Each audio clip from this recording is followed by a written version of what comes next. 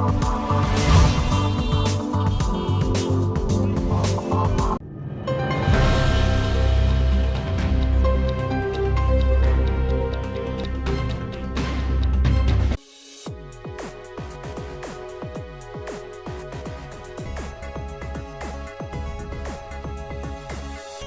Alternative Dig Talk.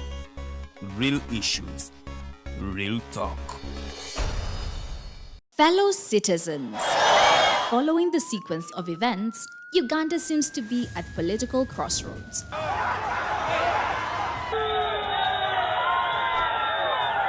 I'm not a servant of anybody.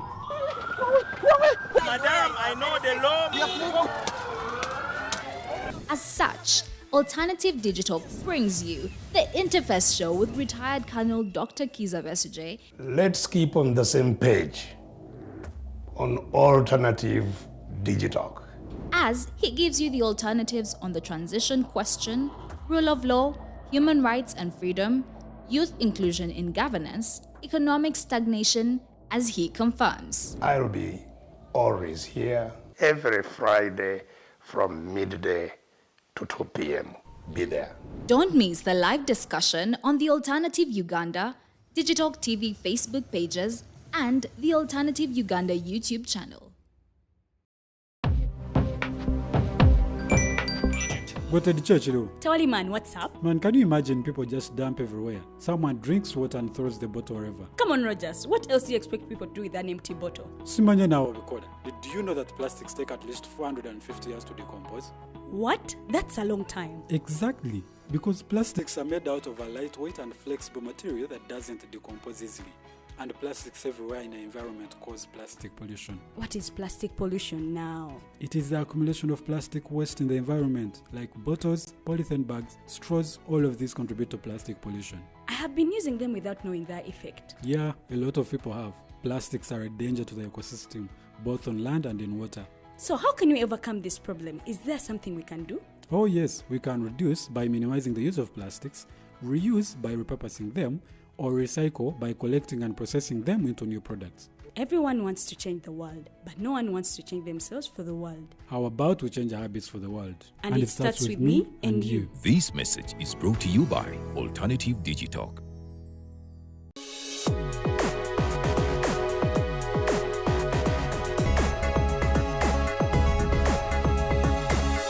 The Alternative Dig Talk.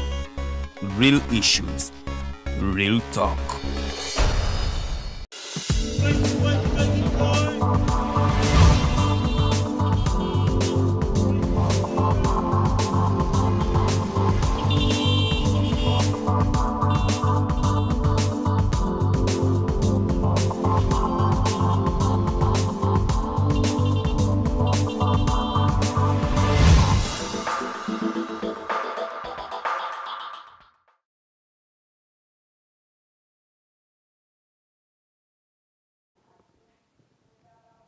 Welcome back from that short commercial break, ladies and gentlemen. At just 26 minutes past the top of the hour, you're still watching the Mighty Drive Show. My name is Edgar Matthew Karahanga, and it's always a privilege to have you right here on the show. Special shout outs to the people who are watching us in the diaspora. If you're in Dubai, Abu Dhabi, United States of America, thank you so much for tuning in. In fact, you people in the United States, it's always even better because you even keep awake for a long time to watch this particular show. And those who even go back and watch the YouTube after the live link, thank you so much for watching. As I told you, the conversation of climate action is eminent as we speak today. Many people are asking themselves, is it a problem of today? How can we actually address climate change? What is climate change? All those questions, we are going to be addressing them today. And of course, why you need to be part of this, what we call the climate action. Why do you actually need to be part of it? How does that relate to you? Those are some of the conversations that we're going to be having. And as I told you before the break, I am privileged and honored to be having Mr. Amanya Wilson. Amanya Wilson is the Executive Director for Global Earth Care International.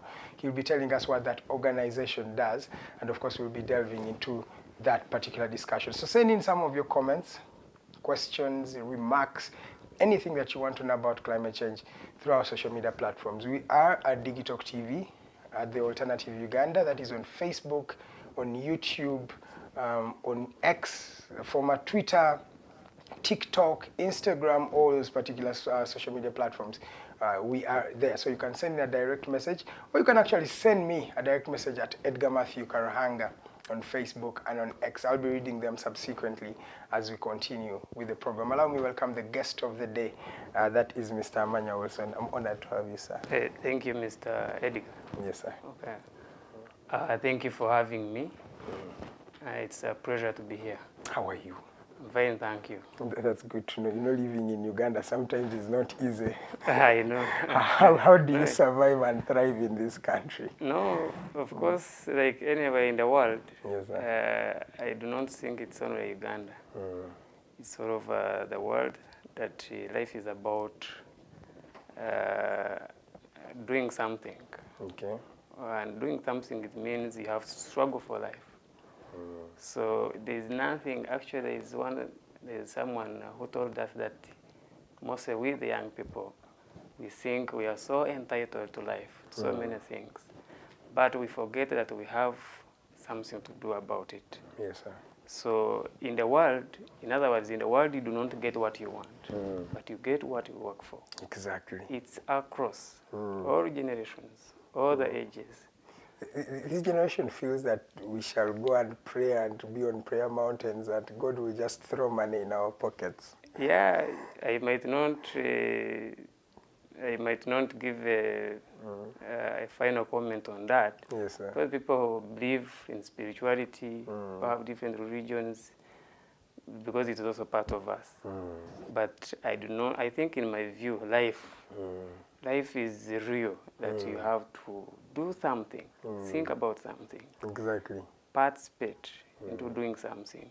I think that is how you can really survive. That is how you can really live. But there is no any professor and all that kind. But it is a real thing. Exactly. That you have to face it. You have to think about it. You have to do something about it. Wow. I do not think really to go. Okay, going to prayer mountain is actually a different thing. Yes. Because you can go anywhere. You have so many religions from our traditional leaders from these different religions. It's okay, because there is also, I think, there are also other somewhere, somehow. Yes, sir. Also, there is a guidance. There is also because personally, I believe that God is there. Yeah, he's there. That's true. Yeah, but of course, I have to do something. That's the thing. And then God blesses what I do, or blesses the work of my hand. No, you've quoted me, because that's what I was going to say, that at the end of the day, it's understandable to believe, because you have that supernatural being. But there's something you have to do. Do something, and God is going to bless it. Yeah. Because even Jesus was a carpenter. Definitely. I tell people. Yeah. But let's not delve into that particular conversation. We're just starting out. For the people who do not know you, when we're having this conversation, by the way, just to inform you, Amanya, most of the people watching us are young people. So you're inspiring someone out there, and they would like to know who Amanya Wilson is. Oh, thank you.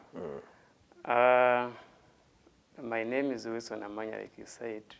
I am the founder and executive director, Global Asker International Uganda.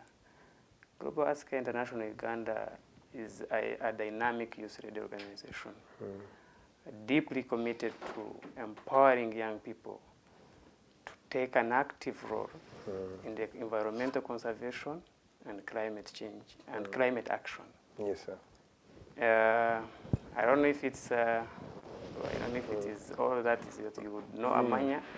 Basically, I am just from Global Asker International Uganda. Okay. Yeah. And we are located in Ruzira. Okay. And we are empowering young people to take an active role in the environmental conservation and climate action. Okay. And one of our core values is capacity building. We believe that looking at our population, 78%, thereabout, is constituted by young people. That's true. And also looking even when you go beyond the Uganda population, but even the world. Right. Half of the world's population, Yes. they are under 30 years age. Yes. Yes. Still youth, we are the stakeholders of future, today and future. Yes. Yes. So now our strategy is different from most of the narrative that is going around about climate thing. Well, for us, our role is to empower young people. Because, for example, you look at our young youth in the villages, they are so much into agriculture, Yes, sir. and it is becoming a very serious problem. Oh. Because agriculture, of course, is mostly affected by extreme weather events, by this climate crisis whole thing. So most of them, they are opting to run to town. Yeah, they're selling land for borders. Yes, to go into border companies, pay 500 because it looks like a draining investment. To go and plant your maize for 3 months, cassava 6 months, whatever. Yes. And then you wait to harvest. Actually, you're not It's a even long sure that process. even the weather will be favorable. Yeah. You are likely not even to harvest. In fact, that's Most true. likely. You're depending on the mercy of God. You're just depending on the mercy of God. So you end up running to town, Yes, pay sir. 500, get a border, and go to the road, do bordering or do border business. You get maybe 50,000 a day. So he sees, because of course by nature young people want quick things. Exactly. We want quick things. Yes, yes. So now, what is that? What does that mean? It means we, the young people, we are not empowered enough.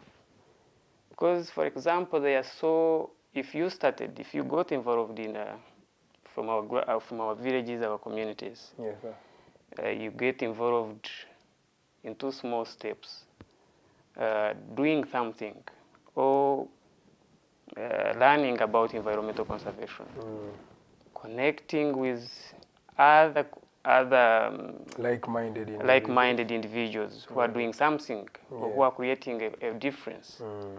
You realize that you'll get more information, you'll get more inspired how they are actually, you get more information because most of the challenges that we are facing is information gap. Yes, that's true.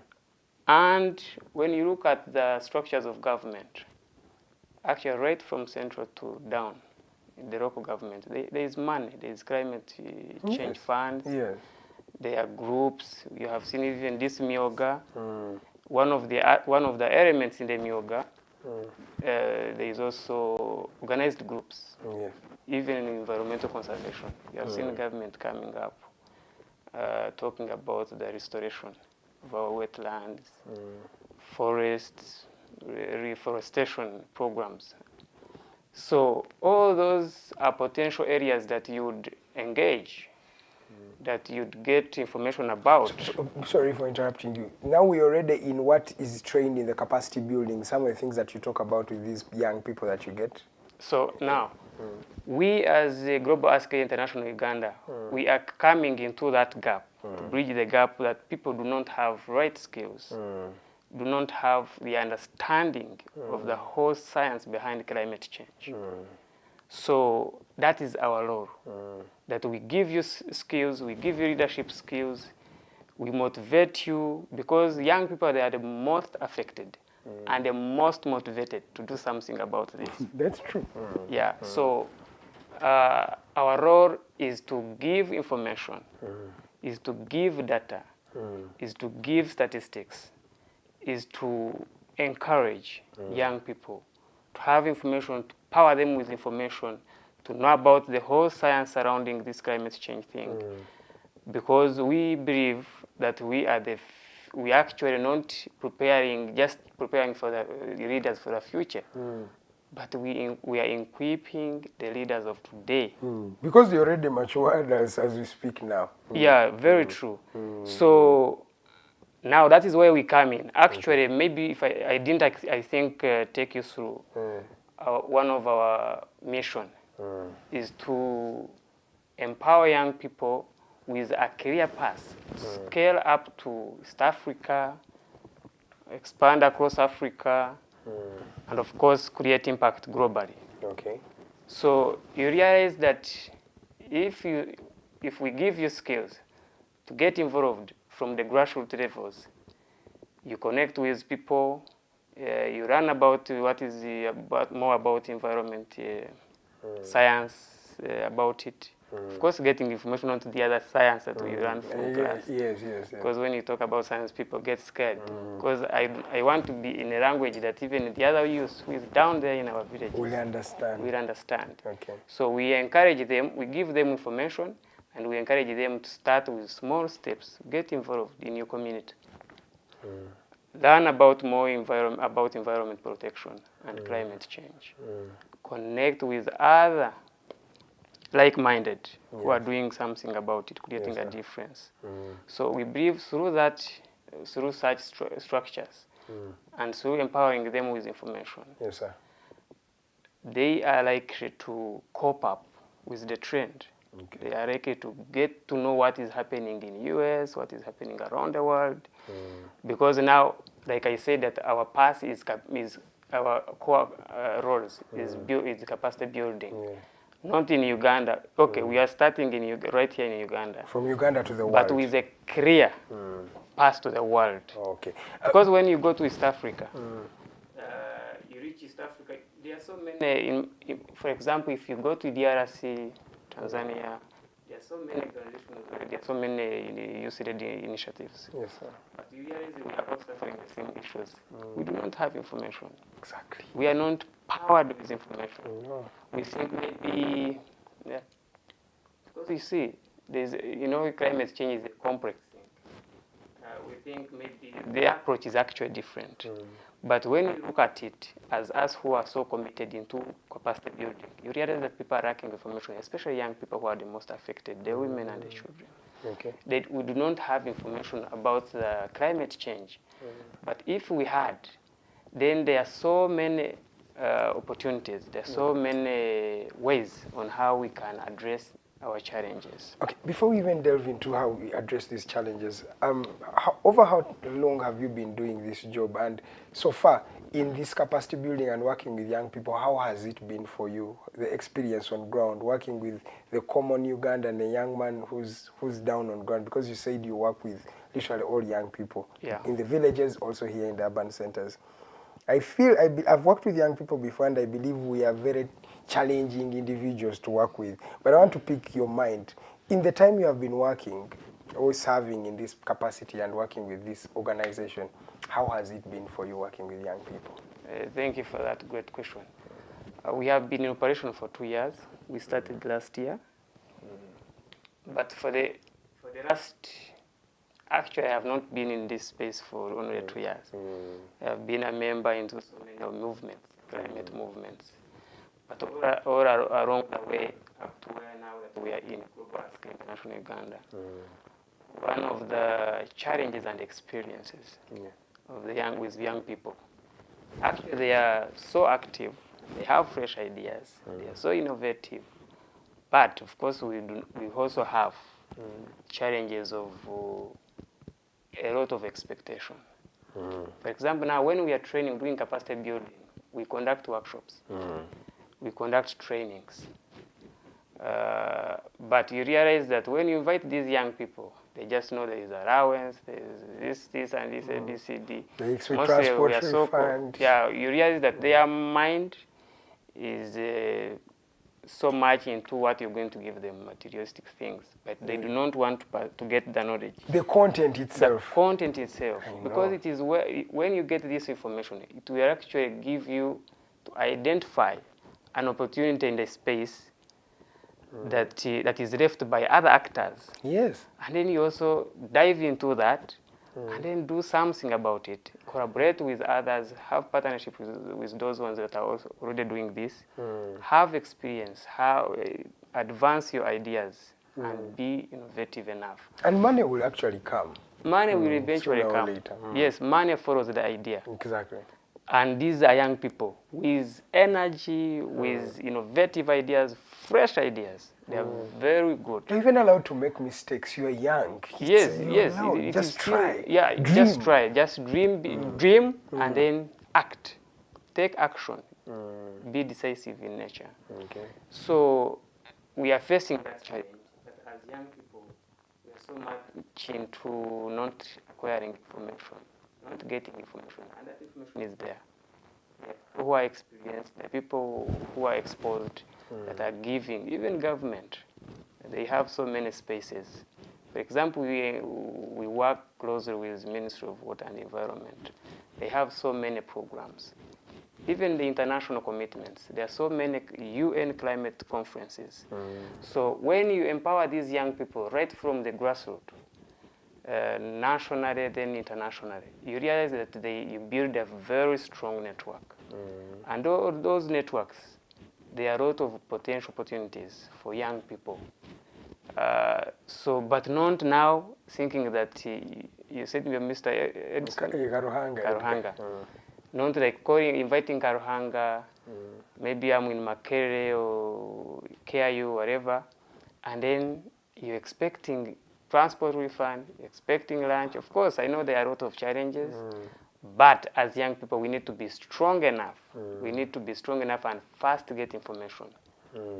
That is why we see that we can be brainwashed by anything that comes across if you're not careful enough.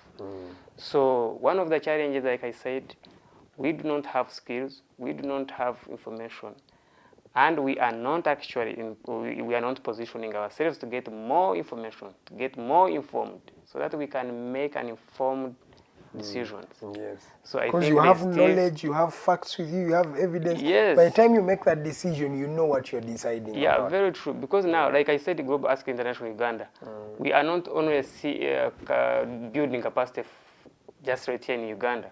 We have an aspiration of expanding it to East Africa.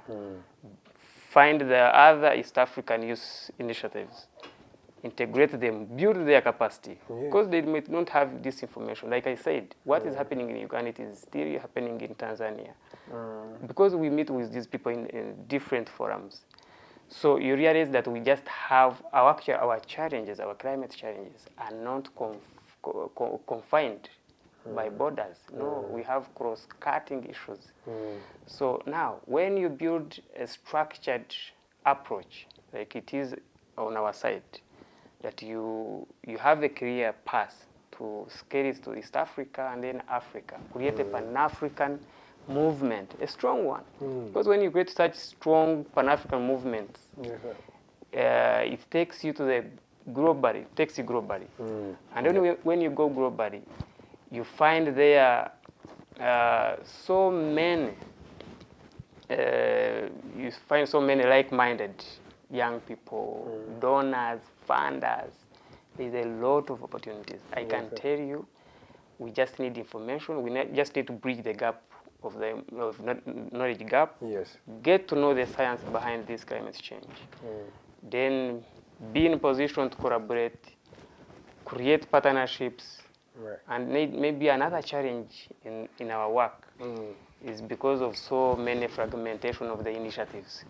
You find Global Earth, you find there is so-and-so, there is Karuhanga initiative, there is Chivari initiative, so, and we all operate independently. And that's very dangerous. There are denominations. We have the same cause, but we're all divided by small. We are all divided. So how I wish our approach shifts from such an independent work methods, then to integrate our operations, our knowledge. And isn't there like an umbrella body that is uniting you for now, where you can all say we can all talk under this umbrella as we speak, or? It's not there yet. Basically, when you look at the this space of climate change, they are there, but they're not there actually. Most of us, or the actors, I see, because at least I have the experience of climate change around. You realize that we are all operating independently. We would say maybe would go to Ministry of Water and Environment, because that is the department that takes care of climate policies and all that. But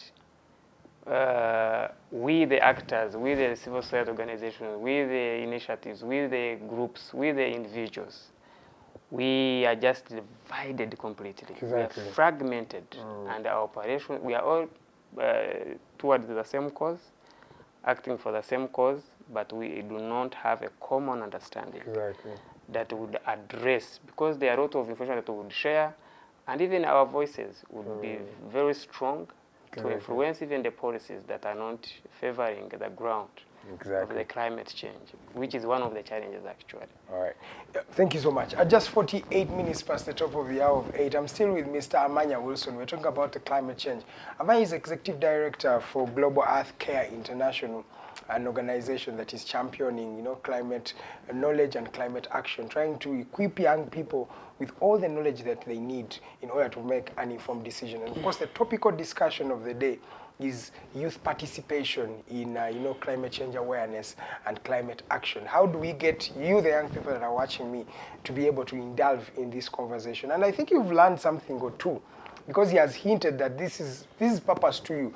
You can actually join this climate action and have a cause, have something that you stand for a better world and a better earth. And that brings me to my next issue, sir, before we delve into the short commercial break. Ugandans believe this is not our problem. These things be abazungu, white folks. Why should I care? I can throw my seed in the ground and it will come out.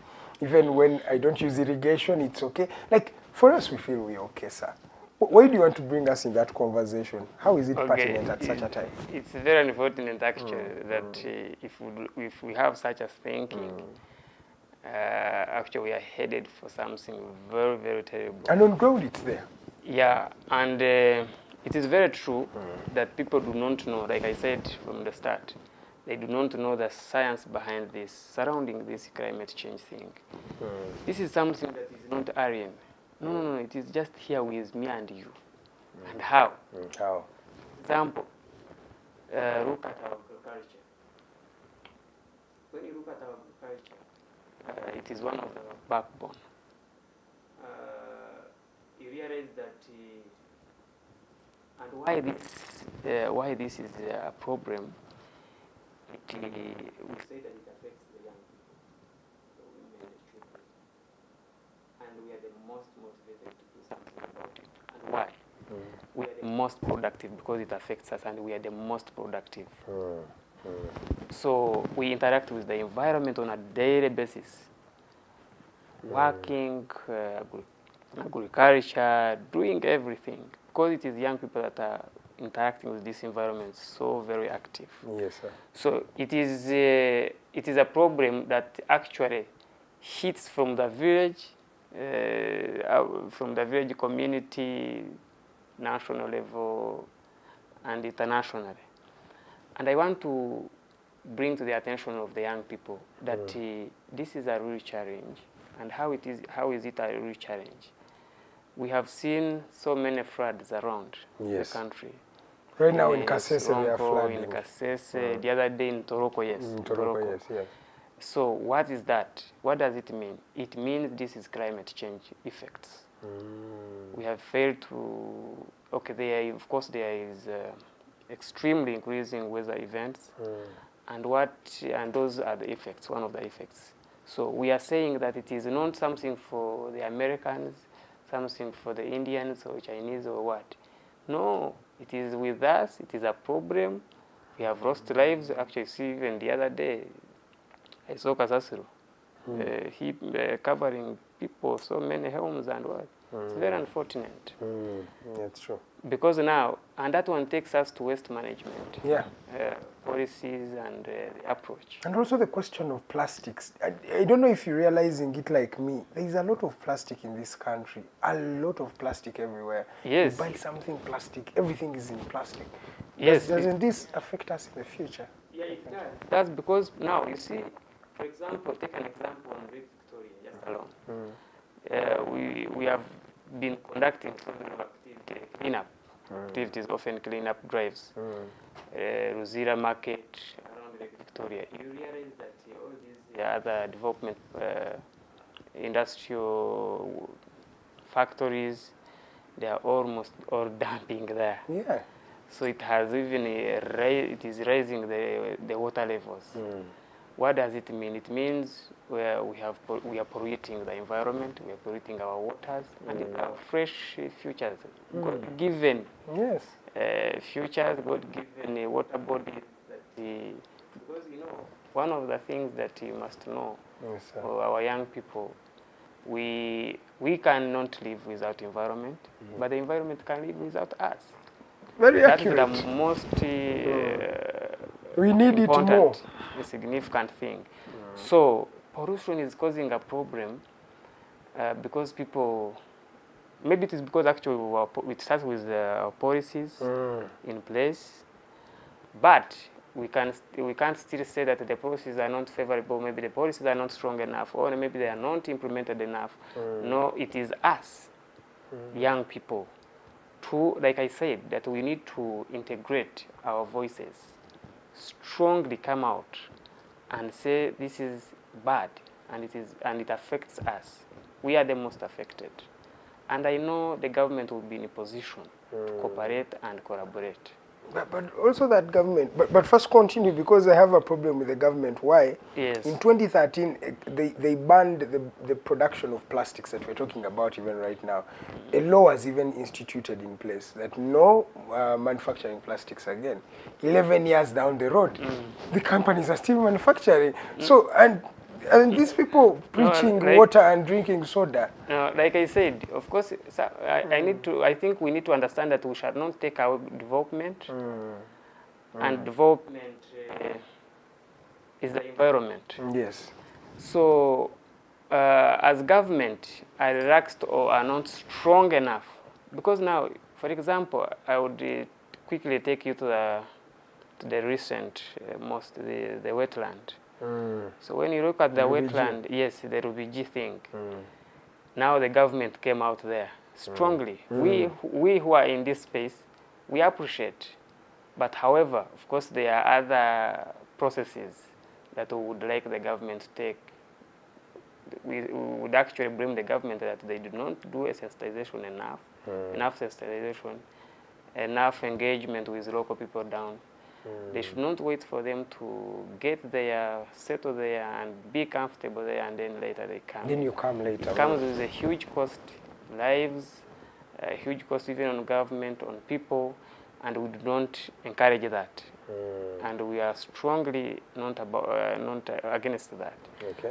But however, like you said, the government stopped this, and then it is still the same thing. Of course, like I said, in the implementation, there are always leakages and weaknesses.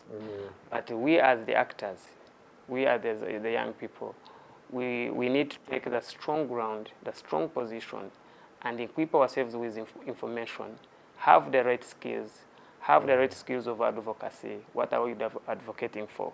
What are we talking about? What are the effects? What is the science behind this? What is the information? Where is the data? Where is the statistics? So I think if we furnish this information to the government strongly, but with an integrated voice, like I said, we are so fragmented. We still have that weakness. I think even the government also uses that as a ground to also relax and then concentrate on development, and everything is going left. So I think that one is also one of the challenges. So I call upon all the young people, all the actors in this space, organizations, initiatives, groups, and individuals, to coordinate and collaborate together, pattern together, and push a common voice, and a strong one. I think we shall address all these water pollution, address all these challenges of deforestation, land degradation. All those challenges are there, and they are affecting us. Like I said, that we are the most affected, and we are the most motivated to do something about it. Okay, thank you. Let's go for a break, Mr. Wilson Amanya. Ladies and gentlemen, this is the Mighty Drive Show. My name is Edgar Matthew Karohanga. When you come back from the break, I want us to look at the thin line between climate protection and development. And the case would be the ECOP project. Ugandans feel this is our chance to develop. These climate change activists are saying you do not need to really do that ECOP. It will be affecting the people in the long run. How do we develop but also, protect the environment? How can that be done? And of course, if you have more questions, I'll be reading them in this second hour. Feel free to send them through at The Alternative Uganda at Digital TV. Let's go for a short commercial break. We'll be right back. Go to the church, though. Tawali man, what's up? Man, can you imagine?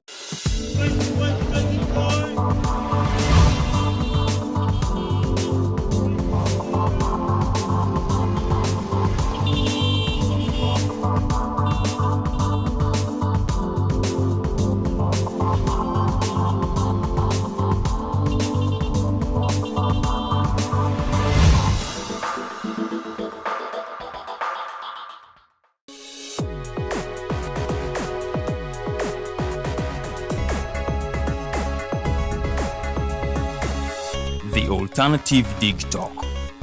Real issues, real talk. At first, we hit your gadgets with our state-of-the-art digitalized mobile studio with the debate on the road behind the wheels. Later, we launched our magnificent studios located on Plot 1A, Sewagude Close, Lukulinanganda, Machinde, Kampala, where we bring to you our must-watch shows like The Mighty Drive, Monday to Friday, 8 a.m., Hotline, Mondays, 7 p.m. As for legal matters, Twins at Bar, Tuesdays, 11 a.m. Wednesdays, 6 p.m. is Afro-Caribbean Link, where we connect Africa with the Caribbean. Voltage on Thursdays, 7 p.m., featuring a youthful panel. Interface with Dr. Kiza Besije every Friday, 12 p.m. with his call to action against injustices. Snap Talk, Saturdays, 6 p.m. with the trio. A must-watch, The Political Dice, Sundays, 8 p.m. with the duo that never stammers, and so much more. Watch us live on all our social media platforms. We are The Alternative Digitalk. Real issues, real talk. Go to the church, though. Tawali man, what's up? Man, can you imagine people just dump everywhere? Someone drinks water and throws the bottle wherever. Come on, Rogers. What else do you expect people to do with an empty bottle? Simanya now, recorder. Do you know that plastics take at least 450 years to decompose? What? That's a long time. Exactly. Because plastics are made out of a lightweight and flexible material that doesn't decompose easily. And plastics everywhere in the environment cause plastic pollution. What is plastic pollution now? It is the accumulation of plastic waste in the environment, like bottles, polythene bags, straws. All of these contribute to plastic pollution. I have been using them without knowing their effect. Yeah, a lot of people have. Plastics are a danger to the ecosystem, both on land and in water. So how can we overcome this problem? Is there something we can do? Oh yes, we can reduce by minimizing the use of plastics, reuse by repurposing them, or recycle by collecting and processing them into new products. Everyone wants to change the world, but no one wants to change themselves for the world. How about we change our habits for the world? And it starts with me and you. This message is brought to you by Alternative Digitalk.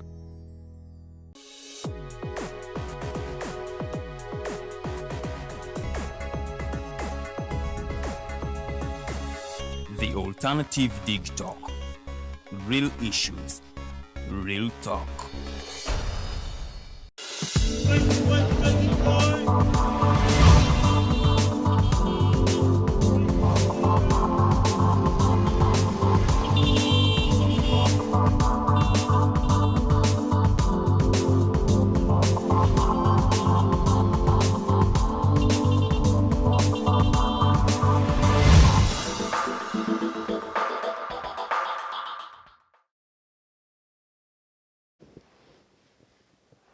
Welcome back from that break. We are into the second and final hour of the show.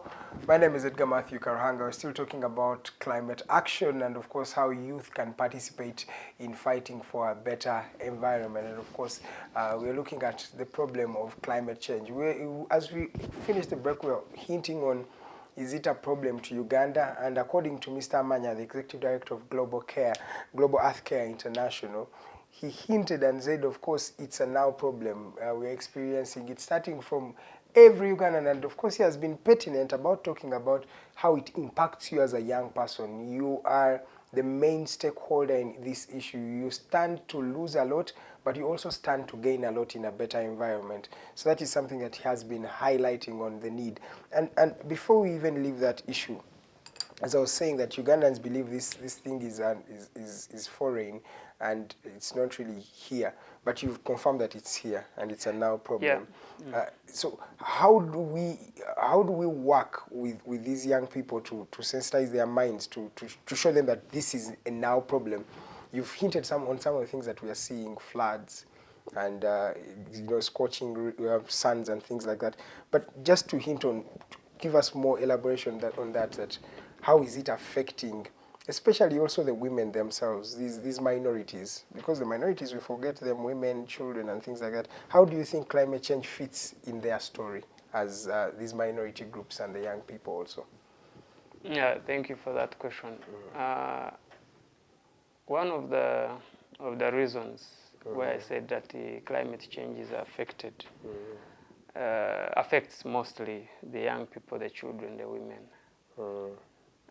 They fit in this discussion, yes, in a sense that they are the most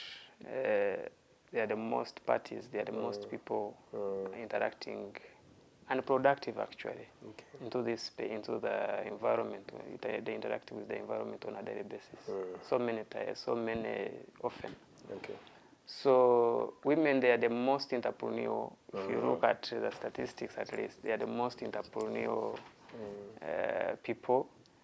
They do business, they do agriculture. So, and now if the climate change comes in, its effects, and they are not sensitized, they do not have skills, they do not have information about it, it means they will be affected mostly and frustrated with something that they do not know. Okay. Because at first I think people didn't know that there is climate change until it affected them from the household level. Because now, if I have seen now, for example, people we no longer have now the seasons. We cannot now anticipate. We used to say that at least maybe in Central here, maybe in March, April, those months. We know it's going to rain. It's going to rain. Yes. But it is a different story now. And women, they are there down, they're digging, planting their crops, livestock, keeping animals, and all these things, all these activities, the activities are so much affected. And when they are affected, for example, if there is no food and water security, they are the most affected in a sense that they are the people who does fetch water. Yes. They walk long distances. There is no water. Most of them, they are carrying their babies, their kids on their back. So you realize, and even the young people also, they are trying to do something. So that is why they opt to run from the villages, and then opt for these border companies. They start doing that maybe because they look at this as a draining investment. But it becomes a very big challenge to those people, the women, the children, because they are the most productive. They are the most interactors with the environment. Based on what they do, based on what their activities. Yes. And so that is why we come in. Our approach is that we need to give them, we need to furnish them with information. We need to, and how? This is through community engagements, through schools. Yeah, we go to the schools and meet schools, partner with them, give climate education, environment education, the importance of participation. We encourage young people to participate, to have information, to know this as early as now. Because, like we said, we at least now 70% or 75%, we now know that we have a problem called climate change. Because they have seen floods, Because mostly maybe it could be me and you who knows about it, because we can look for information, we can source information and get to know what is happening. But now someone who is down there in the village, I can assure that through our voices of different actors and the narrative and all that, and the effects that is happening, we are seeing, they have now, they are aware now. So if we do capacity building and connect these workshops, engage the leaders, engage the old structures, engage government, the policymakers, and furnish them with information, furnish them with the data, that this is what is happening, this is what the magnitude of the problem. I think we are taking a right direction and a right approach, that at least somehow, somewhere, people are getting information. People are now realizing that we have a serious problem of what is happening across the country and in the world. Yes. All right, thank you. I think you've even addressed the question that Mr. Arnold sent you. There's a gentleman called Arnold. Thank you so much for watching. He said he can tell us about their recent activities, and I think you've hinted on that over time. Mine is going to be now the human activities. What are we doing that is increasing climate change? Things that we're doing when we are not knowing. Because as you said, I've realized and I've also learned that the people who have climate knowledge or climate change knowledge are people who have actually learned, who are curious to research about these things. But many Ugandans do things without actually knowing that these things lead to climate change. Do you want to just mention a few things that we are doing that are exacerbating the problem of climate change or increasing it in the world today, and Uganda in particular? Yeah.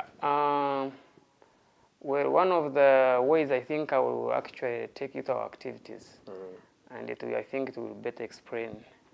So one of our activities is cleaning. We do cleanup drives. And through these cleanup drives, we educate these market vendors.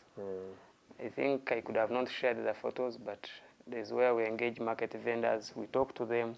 We tell them, when you have this kasasiro, can you please separate them? Can you please, because now, you see, environment is more of a social process than a technical process. Yes, the technical process, it's there, but it is more of a social process. How do we live our life? From the household. How do we litter our kasasiro, our waste? We do not separate it. We do not have that information to separate the organic, the metal, the plastics.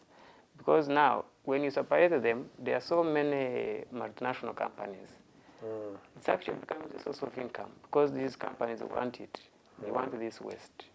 But they want it if at least from each house, if we get information on how we can separate these wastes from the household or from these marketplaces. You realize that these people, they will want our products, which is now the waste. Because they want to recycle into some, to repurpose it for the reuse into other products. And it's possible. So we have been doing waste management through cleanups, educating them. I hope they have also learned that you have to separate your waste, because this is something that I'm taking home from what you have said. There is organic waste, there is inorganic waste. You have to separate it. Yeah, absolutely. You have to separate them. Because when you separate them, now, like you see what happened in Kitezi, it is because everything is just taken as, there's plastic, there's metal, there's bottles, and this organic food that rotten. So you realize that there is no enough education. There's not enough training, capacity building. Actually, by even this institution of government. KCCA, you know, some of us, the actors, we are doing their work. Yes, sir. And why we are saying that they are not doing enough, it is on the issue of sensitization, the community engagement. Because when you sensitize them enough, you give them information, you give them the opportunities. Because that waste is an opportunity for the income. You see now, when you see Chite's thing, where they are heaping our waste from the city, there are so many young people that have been getting money from there. Exactly. They go there very early in the morning, get kasasiro, separate them, because for them they have information. They have been into this space. They know that if I go there and collect plastics, I will take them for remodeling and into something else. They get money, they sell them to certain companies that are doing recycling. So now, as government, we expect the government to strongly come out and have a jointed planning of understanding. You see, cases like we said that we also have that challenge in our space. They also they have a problem of disjointed planning. Ministry of Lands, KCCA, NEMA, you realize to some extent they do not have that cohesive strategy that they should all plan together. So now when something happens, such a disaster happens, who is to be blamed? Whom to blame now becomes a very big challenge. Because you don't know who to put on the spot. Yes, you can't know who should be accountable. KCCA will say, oh, for us we didn't maybe get this ABCD, or a Ministry of Land, but they are giving people titles and all that. Yes. But they should have that one in plan. The policy should be very clear. There should be a strategy of addressing such a problem. You anticipate, we have this information. They have the resources, they have everything. So I think on that note, the government is not doing enough. And if it is doing enough, why can't we need to see a cohesive strategy that they all plan together. They all know each other. Because when they know each other, it means Ministry of Land will not give titles. It means KCCA will also not just take the whole West, we will separate them. And maybe NEMA will also not allow a certain level of HIP or whatever. They will all study about it. There are so many research. I know that people have done waste management research. And they have advised, they have given recommendations that at least the government would base on, even all the institutions. So you realize that it's a very big weakness because they are not jointly planning.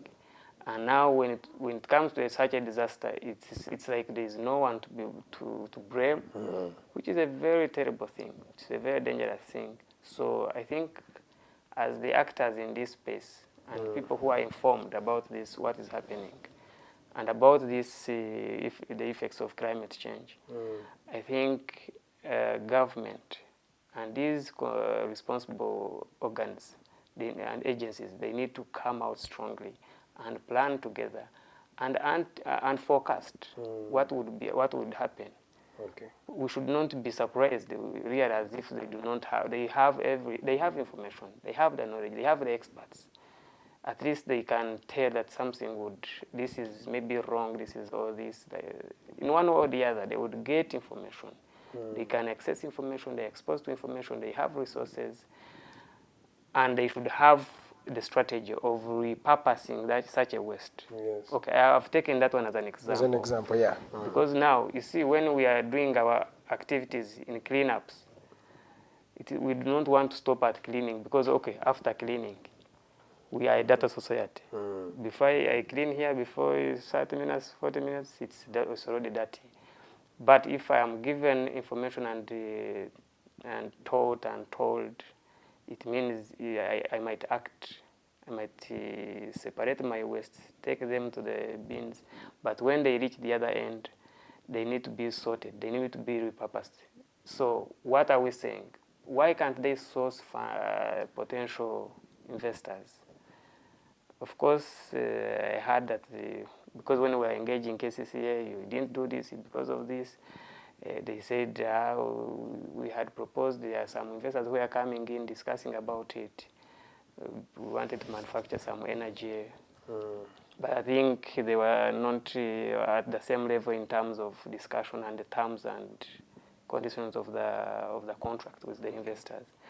But I think they need to be committed, not to wait for a disaster to come, and then maybe they act and they be surprised like any other common person. Exactly. It's a very, very unfortunate You're like us. point.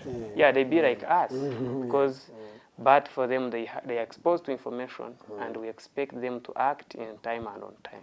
Okay. Yeah. Thank you so much. If you're just joining in, I'm still with Mr. Amanya Wilson. He is the Executive Director, ED, for Global Earth Care International. And of course, the topic of discussion today is how young people can actually be involved in climate action or fighting the impending crisis or the now crisis of climate change that we are facing. My name is Edgar Matthew Karuhanga, and this is Digitalk TV.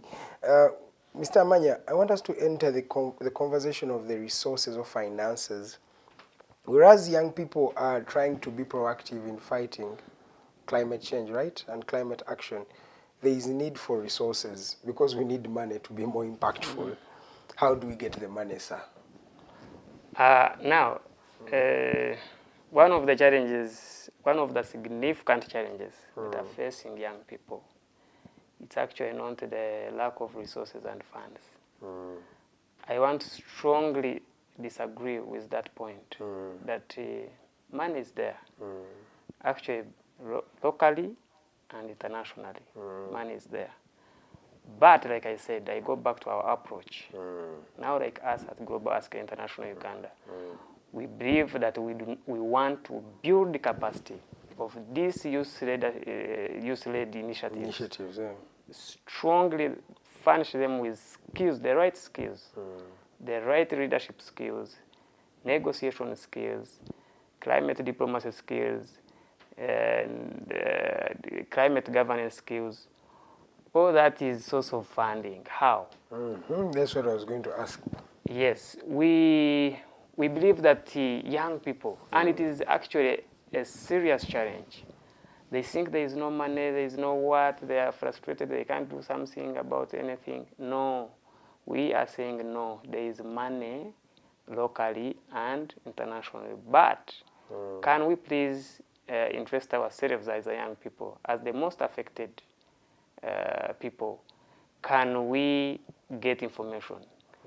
Can we equip ourselves with skills? Yes, sir. Can we get fresh ideas, fresh innovative ideas from different experiences, experts, and sharing experiences and other stories? So that is number one challenge, that we do not have enough information. That is why we can't tap into certain fundings. But the fundings are there, the donors are there, people have a lot of money internationally. So for example, like I said, that we have a clear plan of scaling this to East Africa, African continent, to build a strong continental network movement that would take us to globally and build a strong global platform. We join, of course, the global stage. When you go to one of the UN conferences, climate change conferences, you're just meeting the donors, you're meeting the funders. The COPs that we hear. The COPs, exactly, COP 29, the 28, all those ones that are happening around the world. There, and we are lucky that Uganda is a signatory of the Paris Agreement. Yes. So the climate finance, the negotiation, the mitigation, and all that, we should take that space. We should take that chance. But how? How do you get there? If we do not have information, because now, for example, you meet an investor, and he tells you, what are you doing, and how can we help you?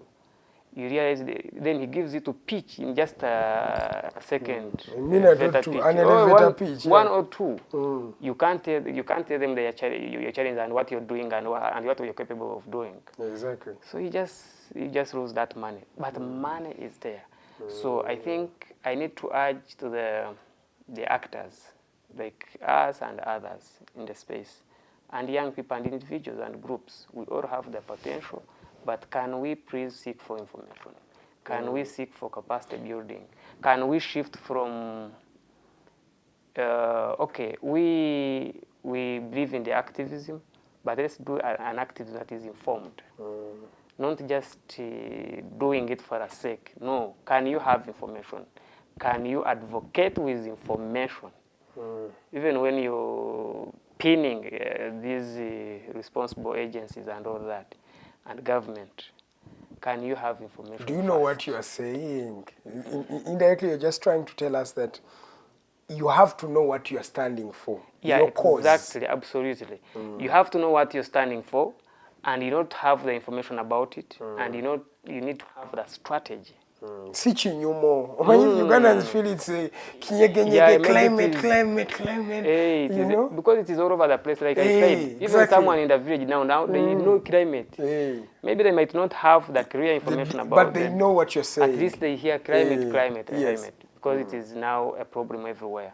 It's not a debate, it's not a partisan thing, conversation. No, it is a real problem. So the source of funding, do capacity building on the right skills, on so many aspects, like I said, and access bigger networks, associate, do partnerships, and tap into those resources, tap into those opportunities. They are there. There is money, there is a lot of funding there. Then, of course, you can't eliminate that there is still resources. We need resources. But I would encourage young people, look for local support. Start with community sensitization. Teach them, tell them the effect. Then approach these offices. For example, is it of recent, we received about 10.7 billion, thereabout, for government. Yes. So, and the mandate of that money, it is specific around 3 things. If you're a young person, you're there, you have an initiative, you have something to do something about environment or climate change, you have to consider, is the organization looking at reducing greenhouse gas emission by 1.5 degrees Celsius? Is the organization looking at sustainable development? Is your initiative organization looking at climate resilience, mitigation, and adaptations? Now, those are the key 3 areas that you need to have in your mind. So there is funds, we received funds, but that is the mandate of that money. So it means if you are contrary to that, those areas, those 3 values. Yes, exactly, as the strategy stipulates, it means you'll miss the money, you'll miss the point. So I think we need to rethink, come back, and get relevant information, approach relevant authorities. In here, we have even some money companies here. That's why they I are was giving support. I wanted to come here because you've mentioned the global aspect, and I want you to also repeat those 3 things that you said, that where money is going to be going for those initiatives. But here in Uganda, you've mentioned that locally there is also money. But where do we get this money? Start from there, because that's what you're going to say. Yeah. Now, like I said, that one of our key, one of our primary role, that is capacity building. Why we build this capacity is these young people or these organizations to have access, to these networks, to have access to these potential funders. The government is also a potential funder. Like I said now, that we received 10-point-something billion. So we encourage young people and whoever in this space to follow the strategy, to have the information, and align their activities, their projects, their programs to these 3 areas. Like I said, you must be having an aspect of reducing greenhouse gas emission by 1.5. You have to have an aspect of sustainable development in your approach and operation. You have to have an element of climate resilience, adaptation and mitigation.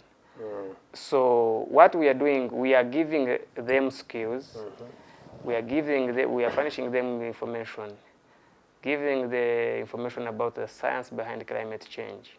That when you approach, maybe now there's a body called the RCC. It is Regional Center for something.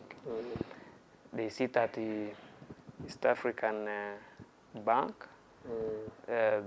Now that body, if you have a program, it's like you see, it's actually like you see, you have Myoga, you have groups, women groups, youth what? If you're organized and you have something you're doing, and then you approach their offices or their websites, you can get this information, it is there.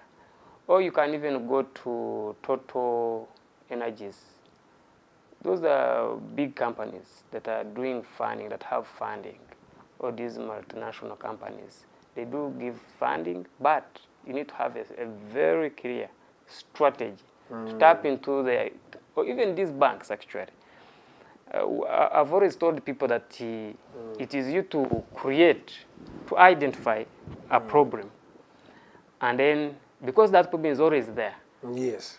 It's always there, left by other actors in the market. So, and that is to be your beginning point. And when you identify your problem, and then you come to these bankers, to these banks, be like, there's this and this and this and this. Because now imagine, if these banks concentrate on giving loans and building houses and selling them, but in a very affected environment, do you think these homes or these people will be comfortable? They can't thrive. No, they can't thrive because implying they have a role to play. Exactly. On the environment. Yes. But they should know. It has to start with the actor to bring to their mind, to their attention that, look, there is this challenge, and this is how it affects, and this is how we can address it, and this is the challenge. This is the magnitude of the challenge. I think through that way, when you have a strategy, even these banks are potential funders. Most of the companies around are potential funders. Even organizations. We have. There is an organization called ROCOI. It is a conference of youth, local conference of youth. Actually, they have been doing consultations across the country, regions. So when you identify such organization, there is GAIO, Green African Youth Organization. There is even NYC. The National Youth Council. They have so many organizations. They have a long line of potential funders.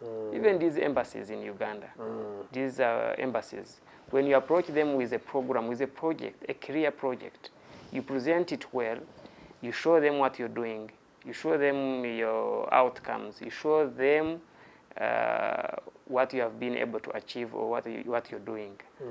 And you furnish them with a strong information. These people are also potential funders. I can assure you, you'll not again lament and be frustrated around. Of course, yes, we all need a strategy to tap into these resources. So I think my standpoint is, can we build our capacities? Can we furnish ourselves with information, rightful information, and then have a strategy on how we can approach these institutions, these companies, who shall get funds? Thank you so much. Ugandans, I hope you're listening to what he's saying. We have 30 minutes to the end of this particular show. And my name is Edgar.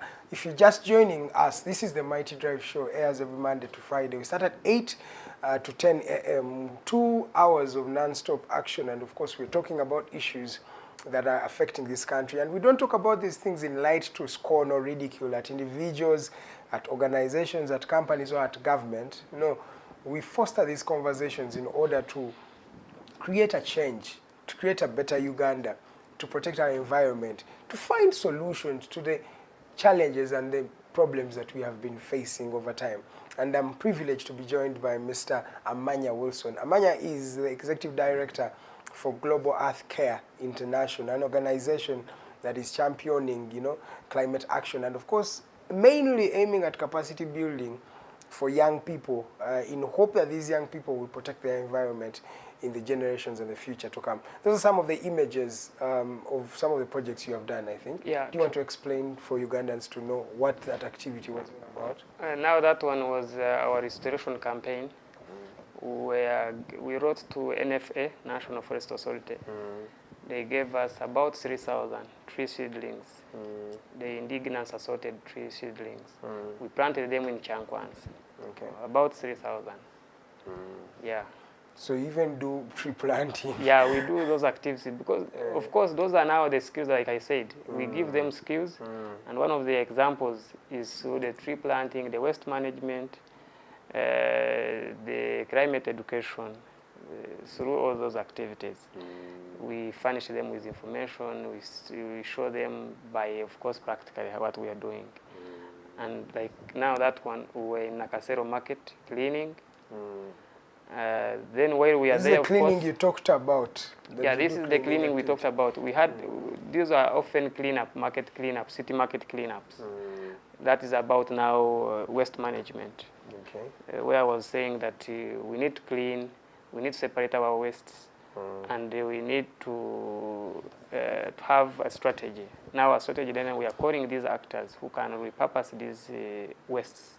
Like I said, that if you are an organized person, from the household level, you have your wastes, you separate them, call me, I will tell you the company that will buy from that, will buy that waste. You're getting my point. It is also a source of income.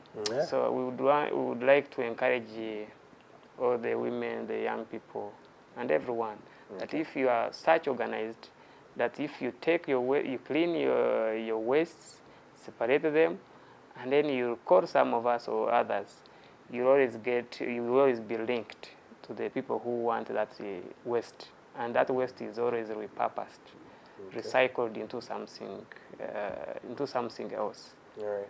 Yeah. No problem. Maybe let me also ask you about the juxtaposition, the balance between development and climate change.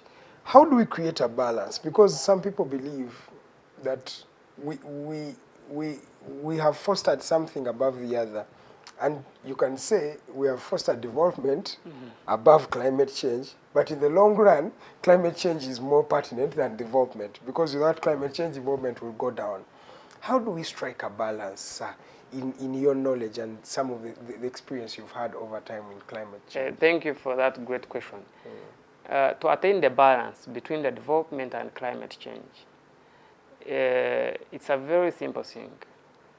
We can't, of course, stop development. You see, it is development that has mostly affected or caused these issues. Yes. See, now when you see the most developed countries, the MDCs,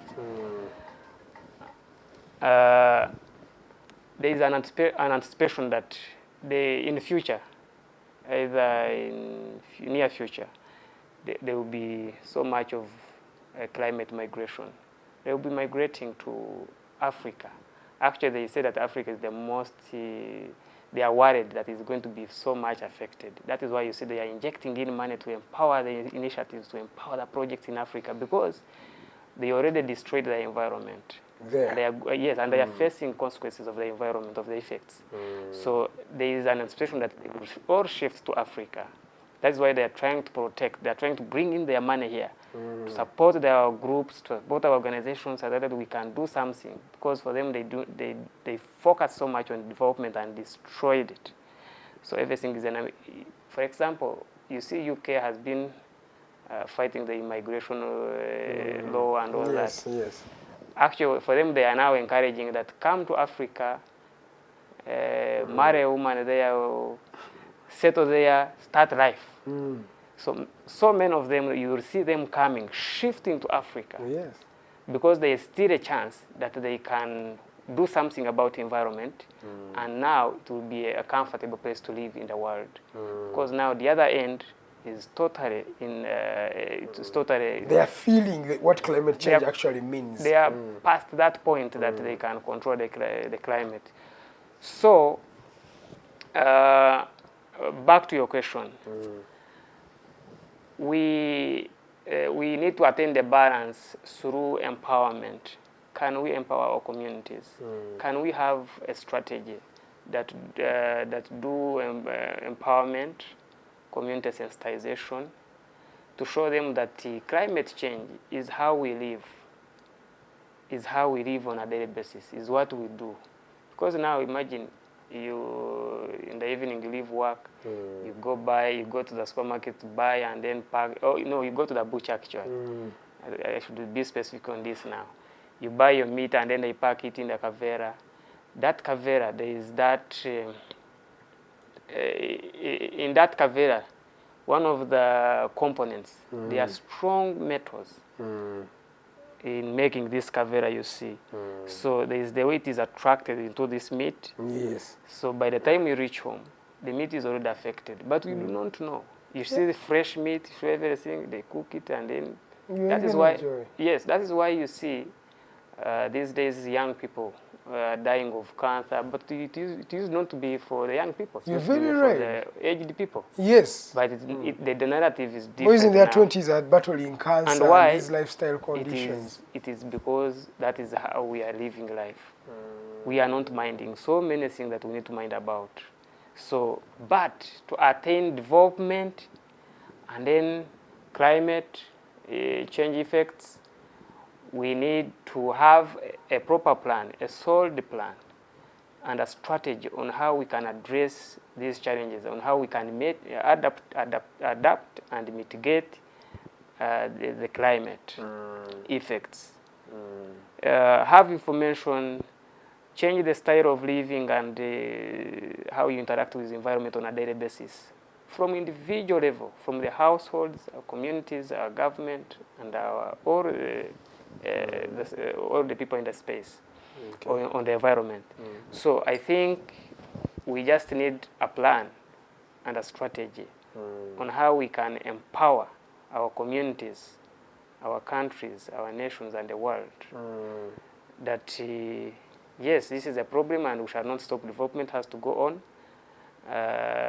But we need to have a strategy that we give people information, people have right skills, people do something about it, people be motivated, the young people that constitutes the bigger percentage, who are the leaders of, we normally call them leaders of tomorrow, but they are the leaders of today. It's now today. So we need to take the lead. So it is through empowerment, it is through giving capacity building, and that will address the challenges of development now on the environment. So the way to attain the balance, we just need to have an adaptation, mitigation plans, and these policies are there, and these frameworks, the frameworks have been done. We have now the NDCs, the National Determination Contributions, now for Uganda. Now those ones are particularly for Uganda. Maybe even there is also a national adaptation plan. So all those are frameworks that guide the country as Uganda now, how they address the climate, how they adapt, how they mitigate. Yes, we have the problem we have accepted, but what do we do? How do we cope up with the environment that is already affected or is extremely being affected by development?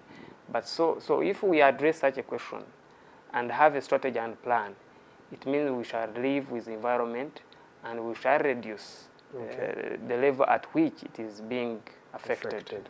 I get you. And this next question is going to be really slightly related to what you've answered, but it's more technical and more tangible. The question of fuel.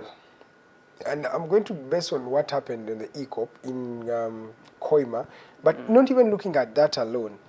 There are some unsaid realities that some of us know as journalists, that there is fuel in this country, not only in Hoima. We've heard of cases of Noya district, there is a bit of fuel there, though not yet told the public. And northern Uganda, there is fuel. And sooner or later we shall drill that fuel, or we shall have to think about drilling it. How do we talk about this conversation of fuel itself? Because we shall need to also drill in what is happening in Hoima, we shall need to do it maybe in Noya, northern Uganda. How do we deal with this problem of fuel? It's actually, thank you for that question. It's actually related to what you asked me, how do we attain the balance? Because it's also part of development. There has been a trending thing that is stopping the ECOP, but I have a different perspective on that note. I want to ask these young people, we the young people, yes, we have this problem, and the environment is being deteriorating, is being degraded and going almost. So, but if you are saying that we should stop ECOP, we should stop oil drilling and all that, so what alternative? Exactly. What alternative plans or recommendations do you have for the government, for the development partners? What alternative recommendations do you have? I think now my perspective on that note is different. We can go ahead and drill our oil, have our oil come on the market, experience development, feel the economy is booming, feel the money in our pockets. But it would still take me back to what I said. I implore the government as we are heading into that, because it's a very critical moment that you need to attain the balance. If you do not, actually we are just at a very, very terrible point, because it will actually affect the climate change. It will affect the environment. Yes. So, but if as a country we have a plan and a strategy, like for example in Hoima, can we see these responsible agencies, the NEMA, the Ministry of Water and Environment, can they all go to the ground? Can they interact with these communities? Can they furnish them with information? Can they give them the right skills? Can they educate them on how they can adapt and mitigate the effects of climate change? Now that we have this, because even this development, I know that we will have businesses, young people will have businesses, there will be jobs, there will be a lot of opportunities. But of course, now we might get opportunities, but affecting our environment. Exactly. So now, if we as a country have a plan and a strategy on how we can mitigate and adapt these challenges of environmental effects, I think we shall still attain the balance between the development. Our oil will come to the market, we shall experience change in the economy, and our environment, we shall be keen enough on the environment effects that we shall be in a position to adapt and mitigate the effects. Yeah. Okay, thank you so much. We have, I think, around 10 minutes or they're about to finish this show. I want us to look at now the future. We've looked at the problem, we've looked at the processes, what's happening now, the future of climate action, especially in Uganda, before we delve into the continent and the world. How do you see the future of climate action in this part of the world, Uganda? I want to tell the viewers and everyone that climate change action is urgent. It's extremely... It's a now problem. It's a now problem. It's extremely... Because now, when you look at the rate at which we are experiencing the extreme weather events, the temperatures, the heat waves, the floods, the pollution, name them. There are so many challenges. It tells you that from individual level to the community, to the government, everyone, we should be rethinking. We should be prepared enough to do something about it. Because we can't now, it is not something that we used to hear maybe somewhere else. We should maybe say, maybe it is for East Africa, maybe it is for Africa, maybe it is at a certain level. Or maybe it is just a global thing. But I want to assure you that what they call globalization, we are in now a global village. How? What affects someone in a patch district, it equally affects someone in Washington, D.C. So we just have same problems of the effects. If the environment is bad, is affected, is degraded, or is affected, it means we shall still face the same challenges. It's not for someone else somewhere. It's not for government alone, actually. It's not for certain individuals. It's not for NEMA. It's not for KCCA. But we are saying it's a responsibility. Actually, one of our goals as Global Asker International Uganda is to empower and inspire the young people, and actually take this environmental protection and climate change aspect as a personal and a community responsibility. You see now, the approach is different. Yes. It is not that it is government, because when you hate government, then we are terribly going left about this problem. So I want to tell all the actors and the young people and everyone that it is an individual responsibility to protect our environment, because like I said, it is a social process, how we live our life. And what affects you here in Kampala or in Apache or wherever, it is exactly the same thing that affects someone in the US, in the UK, and everywhere. So what do we need to do? We need to take an urgent action, an immediate action about the environment. So I think on that note, I call upon the actors, all individuals, all the young people, to address, to look for capacity building, have information about this science behind this, and then take an urgent action now. That's where I wanted to come. That now, how is the future? Because you've given us a global perspective and how we fit in. How about Global Earth Care International? What's the future for you? How is it looking like? What are the goals? And how can we, as the young people, take part in those goals? How can we take part in the trainings themselves? How can we take part in those activities? What is the procedure? Who do you need?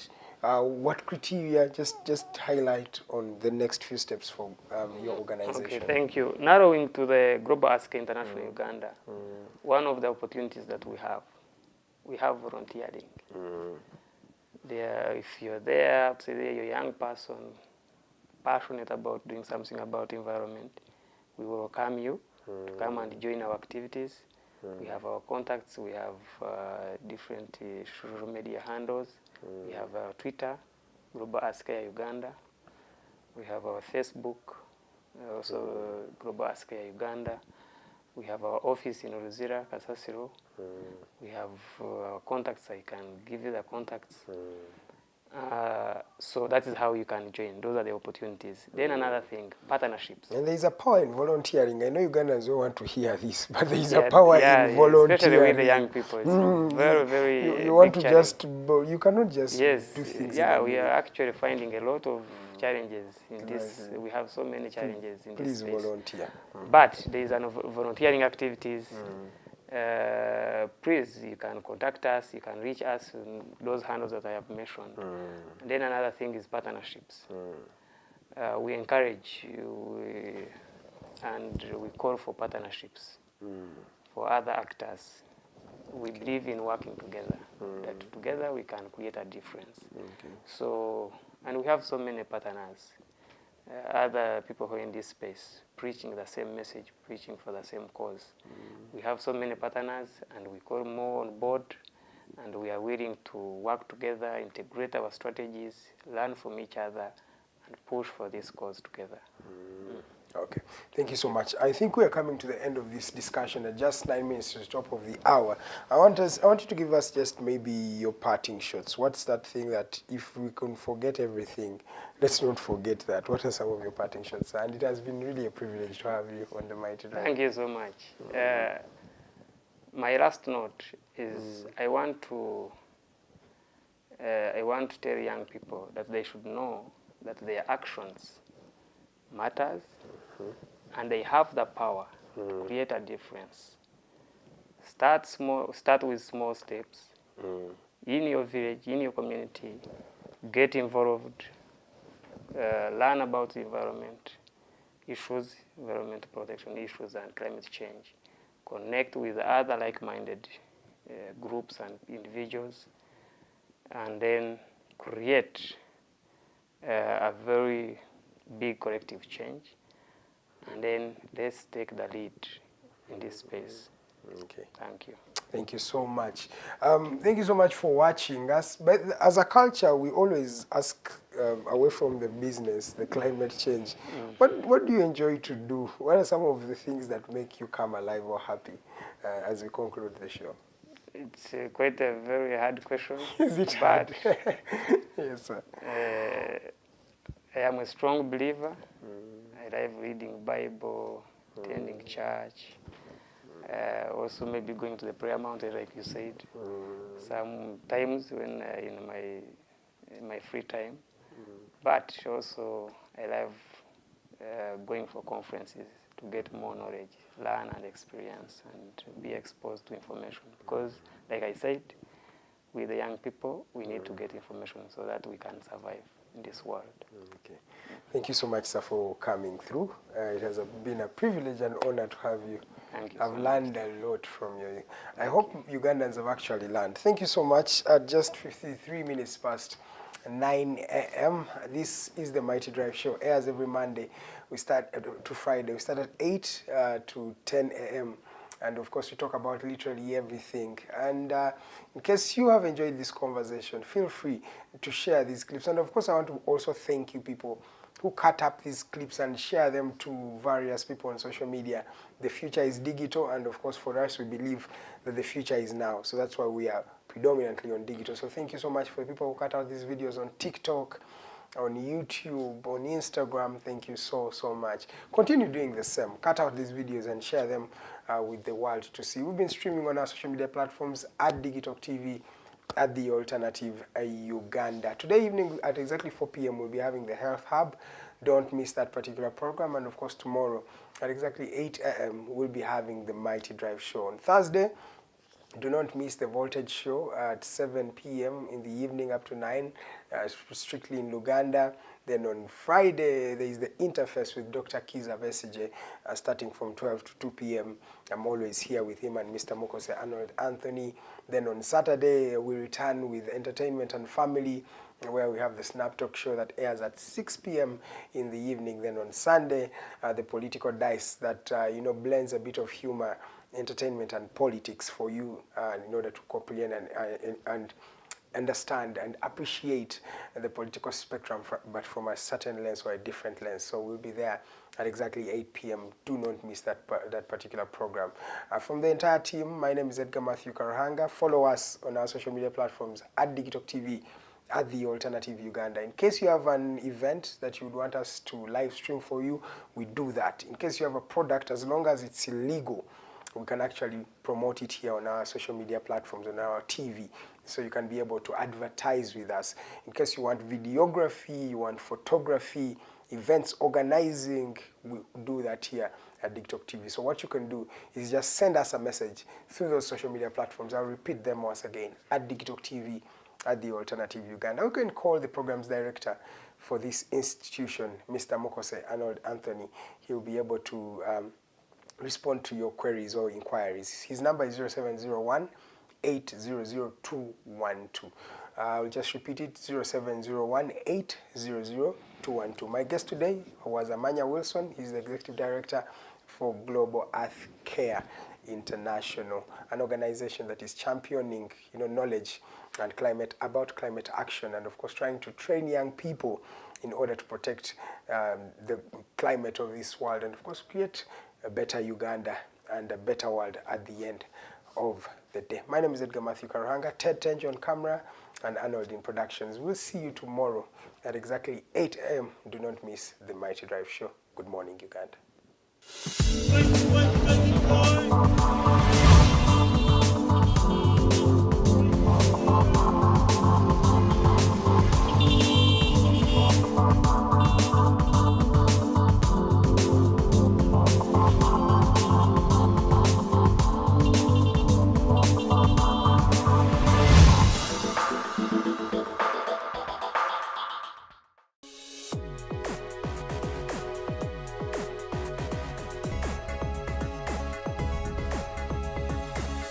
The Alternative Dig Talk.